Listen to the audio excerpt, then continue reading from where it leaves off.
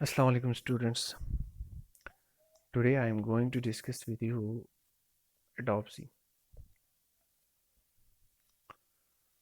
So first we'll see what is autopsy.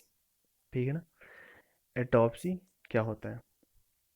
तो जो autopsy है इसको पोस्टमार्टम एग्जामिनेशन भी बोलते हैं, नेक्रोप्सी भी बोलते हैं, ऑब्डक्शन भी बोलते हैं। तो autopsy क्या है? Autopsy एक मेडिकल प्रोसीजर है जिसमें एक डेड बॉडी को थॉरो एग्जामिनेशन करते हैं। क्यों? To determine the cause and manner of death.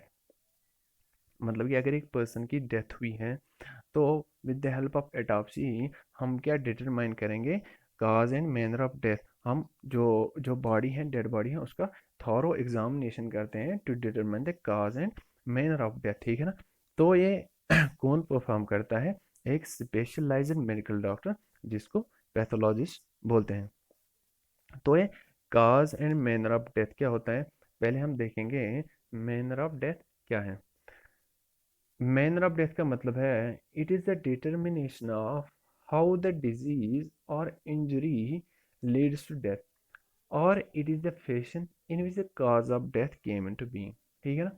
मतलब कि एक पर्सन की अगर डेथ हुई है तो कैसे हुई है, किस मैनर से हुई है, किस फैशन से हुई है। ठीक है ना? तो there are 5 manners of death. 5 manners of death है। कौन कौन से? लाइक नेचुरल डेथ है, एक्सीडेंटल डेथ है, सुसाइडल डेथ है, होमिसाइडल डेथ है, एंड अनडिटरमाइंड डेथ है। ठीक है ना? तो नेचुरल डेथ का मतलब है interruption and failure of body function resulting from age और डिजीज कंडीशन। मतलब कि अगर किसी को डिजीज कंडीशन है तो उसका जो बॉडी फंक्शन है वो इंटरप्ट हो जाता है। फेलियर ऑफ बॉडी फंक्शन, उसकी बॉडी फंक्शन में फेलियर हो जाता है। तो एंड जब किसी पर्सन की एज, ओल्ड एज में भी पर्सन की डेथ होती है तो ये नेचुरल, इसको नेचुरल डेथ बोलते हैं। या किसी को हार्ट अटैक आया या स्ट्रोक या किसी डिजीज कंडीशन की वजह से एक पर्सन की डेथ हुई है जिसमें एक बॉडी फंक्शन इंटरप्ट होती है and failure of body function, तो उसको बोलते हैं नेचुरल डेथ। ठीक है ना? तो नेक्स्ट आ गया एक्सीडेंटल डेथ। एक्सीडेंटल डेथ का मतलब है अनप्लान्ड इवेंट। मतलब कि लाइक कोई पर्सन उसको हिट किया, मतलब कि किसी कार ने उसको हिट किया, मोटर व्हीकल एक्सीडेंट, या कोई पर्सन है वो गिर गया कहीं से, या कोई पर्सन अचानक जो है डूब गया। तो ये सारे आगे अनप्लान्ड इवेंट। उसको प्लान नहीं था कि मतलब किसी पर्सन को, अगर कोई पर्सन घर से बाहर निकला तो कोई मोटर व्हीकल आया, तो मोटर व्हीकल की वजह से उसको एक्सीडेंटली वो मर गया। तो ये अनप्लान्ड इवेंट है, तो इसको बोलते हैं एक्सीडेंटल डेथ। ठीक है ना? तो नेक्स्ट आ गया suicidal death. A person purposely kills one self. तो सुसाइडल डेथ में क्या है कि एक पर्सन खुद को खुद ही मारता है। लाइक ये किसी पर्सन ने पॉइजन लिया, जहर लिया, या हैंग किया खुद को, या ड्रग ओवरडोज, या किसी पर्सन ने खुद को गन शॉट किया, पर्पसली किल वन सेल्फ, तो उसको बोलते हैं सुसाइडल डेथ। ठीक है ना? नेक्स्ट है होमिसाइडल डेथ। तो होमिसाइडल डेथ में क्या है? Death of A one person caused by another, जिसमें एक पर्सन दूसरे पर्सन को मारता है। लाइक मर्डर, मैन स्लॉटर, मतलब कि किसी पर्सन ने दूसरे पर्सन को मर्डर, दूसरे पर्सन का मर्डर किया, या मैन स्लॉटर, तो ये आ गया होमिसाइडल डेथ। ठीक है ना? Next and last is undetermined death. तो जो अनडिटरमाइंड डेथ है इसमें प्रॉपर एविडेंस नहीं होती। लाइक कि अगर एक्सीडेंटल केस है तो इसमें जो पैथोलॉजिस्ट है वो डिटरमाइन नहीं कर पाता है कि जो एक्सीडेंट है वो सुसाइडल था या एक्सीडेंटल था। या अगर कोई गिरता है तो जो पैथोलॉजिस्ट है वो डिटरमाइन नहीं कर पाता है कि उसने खुद को खुद ही गिरा दिया या वो एक्सीडेंटली गिर गया। तो ये आ गया अनडिटरमाइंड डेथ। तो मैनर्स ऑफ डेथ क्या देखे हमने? 5 manners of death: natural death, accidental death, suicidal death, homicidal death, undetermined death. ठीक है ना? नेक्स्ट है काज ऑफ डेथ। तो काज ऑफ डेथ का मतलब है it is the disease process और injury responsible for someone's death, जो रेस्पॉन्सिबल होगी फॉर समवन्स डेथ, मतलब कि कोई डिजीज कंडीशन की वजह से किसी पर्सन की डेथ हुई है, तो वो डिजीज कंडीशन काज बन गया किसी पर्सन की डेथ का, या किसी इलनेस की वजह से, या फिजिकल ट्रॉमा, या कैंसर, या इंजरी, तो ये सारे आगे काजेज ऑफ डेथ। तो हमने जो ऑटोप्सी की डेफिनेशन और इंट्रोडक्शन देखी, सिंपली हम याद रखेंगे ऑटोप्सी का मतलब है thorough examination of a dead body to determine the cause and manner of death. Next we will see objectives of autopsy. तो पहला ऑब्जेक्टिव क्या है? To find out the cause of death, find out करना अगर एक person की death हुई है तो काज क्या है, काज क्या था। To ascertain whether death is natural और अननेचुरल, अगर एक पर्सन की डेथ हुई है तो डेथ नेचुरल थी या अननेचुरल थी, whether death is homicidal, suicidal और एक्सीडेंटल। नेक्स्ट है to ascertain time pass since death, ये इंपॉर्टेंट ऑब्जेक्टिव है। तो इसमें क्या है, टाइम पास सिंस डेथ क्या होता है, या इसको हम पोस्टमार्टम इंटरवल भी बोलते हैं। तो इसका मतलब क्या है, the time lapsed from the moment of death, मतलब कि अगर एक पर्सन की डेथ हुई है तो कितने टाइम पहले उसकी डेथ हुई है। मतलब कि अगर जो पैथोलॉजिस्ट है उसने जो ऑटोप्सी करनी है एक पर्सन की, तो वो इससे डिटरमाइन भी हो सकता है कि मतलब कितने टाइम से पहले उसकी डेथ हुई है। मगर यह है कि इसे 100% एक्यूरेसी से इसमें 100% एक्यूरेसी नहीं होती है। लाइक कि अगर डिकम्पोजिशन होगी अगर मतलब कि बॉडी की डेथ उसको 10 दिन हो गए या 15 दिन, तो बॉडी जो है वो पूरी डिकम्पोज हुई है, या हमने जो बॉडी को रिकवर किया है फ्रॉम फायर, वाटर, आइस, तो इसमें जो पैथोलॉजिस्ट है वो डिटरमाइन नहीं कर पाता है कितने टाइम से कितने टाइम पहले इसकी डेथ हुई है। तो देर आर सम मेथड्स जिससे हम देख सकते हैं कि एक पर्सन की डेथ कब हुई है, टाइम सिंस डेथ, इसको पोस्टमार्टम इंटरवल भी बोलते हैं। तो जैसे पहले भी हमने देखा था राइगर मोटिस, लिवर मोटिस और एल्गोर मोटिस, इसे हम डिटरमाइन कर पाएंगे, इससे हम देख सकते हैं कि एक पर्सन की डेथ कब हुई है। राइगर मोटिस में हमने देखा था, राइगर मोटिस का मतलब है स्टिफनिंग ऑफ मसल्स, ठीक है ना। तो जो स्टिफनिंग ऑफ मसल्स वो कब अपीयर होती है, वो अपीयर होती है आफ्टर 2 आवर्स ऑफ डेथ, मरने के बाद 2 घंटे के बाद क्या होता है, अपीयर होती है rigor mortis, and stage till 24 hours, stay कब तक रहती है, 24 आवर्स तक। तो इससे हम देख सकते हैं अगर एक पर्सन की डेथ हुई है तो इसमें राइगर मोर्टिस हमने देखा उसकी मसल स्टिफ हुई है, तो हम डिटरमाइन कर सकते हैं कि इसकी डेथ को 2 आवर्स हो गए, या 2 आवर्स से लेके 24 आवर्स तक हुई है, ठीक है ना। तो नेक्स्ट है लिवर मोटिस, लिवर मोटिस में हमने क्या देखा था, डिसकलराइजेशन आफ्टर डेथ, मतलब कि जब एक पर्सन की डेथ होती है तो उसकी जो जब तो पहले भी हमने देखा जब ब्लड सर्कुलेशन बंद होती है तो उसकी वजह से क्या है, डिसकलराइजेशन होती है। तो ये कब होती है, with in half an hour, मरने के बाद आधे घंटे के बाद डिस्कलराइजेशन होती है, और ये कब तक रहती है, 2 आवर्स तक, 2 घंटे तक रहती है। तो इसको बोलते हैं लिवर मोटिस, इससे भी हम चेक कर सकते हैं time pass since death. Next है एल्गोर मोटिस, जिसको कूलिंग ऑफ बॉडी बोलते हैं, इससे भी हम डिटरमाइन करते हैं, इससे भी हम देख सकते हैं। नेक्स्ट है हम देखेंगे इसमें लाइक स्टोमक एम्पटी, मतलब कि if undigested stomach contents are present then death occurs 0 to 2 hours after last meal, अगर कि मतलब जो स्टोमक कंटेंट्स हैं, अनडाइजेस्टेड स्टोमक कंटेंट्स हैं, तो स्टोमक में अनडाइजेस्टेड फूड है, तो इससे क्या पता चलता है, death occurs 0 to 2 hours after last meal, अगर उसने लास्ट मील लिया है पहले तो उसके बाद 2 घंटे के बाद इसकी डेथ हुई है। इफ स्टमक इज एम्प्टी, अब जो स्टमक है वो एम्प्टी है, but food is in small, अब जो फूड है वो स्मॉल इंटेस्टाइन में है, तब हम क्या बोलते हैं, death occurred at at least 4 to 6 hours after meal. Next है इफ स्मॉल इंटेस्टाइन, अब अगर स्मॉल इंटेस्टाइन एम्प्टी है and waste are found in large intestine then death occur 12 or more hours after meal. तो इसे भी हम चेक कर सकते हैं। या नेक्स्ट मेथड है रेटिनल वेसल्स। तो जो रेटिना का कलर है वो पेल होता है आफ्टर डेथ एंड जो है धीरे धीरे वो ज़्यादा पेल होता है। इससे भी हम चेक कर सकते हैं टाइम पास सिंस डेथ और पोस्टमार्टम इंटरवल। तो नेक्स्ट है to establish the identity of body. तो एटॉप्सी हम क्या कर सकते हैं, एटॉप्सी की वजह से हम एक बॉडी को, डेड बॉडी को आइडेंटिफाई भी कर सकते हैं। लाइक तो आइडेंटिटी कैसे हम चेक करते हैं, जैसे कि रिलेटिव से, रिलेटिव विजुअली मतलब कि अगर रिलेटिव आए वो भी आइडेंटिफाई करेंगे। या दूसरा है postmortem and antemortem dental radiographs, जो डेंटल रिकॉर्ड्स होते हैं उससे भी कर सकते हैं। पोस्टमार्टम एंड एंटीमार्टम फिंगरप्रिंट्स से भी हम डिटरमाइन कर सकते हैं, ठीक है ना। नेक्स्ट है डीएनए एनालिसिस। तो इन सब से हम क्या करेंगे, हम आइडेंटिफाई करेंगे डेड बॉडी। तो ये आ गए ऑब्जेक्टिव्स ऑफ एटॉप्सी।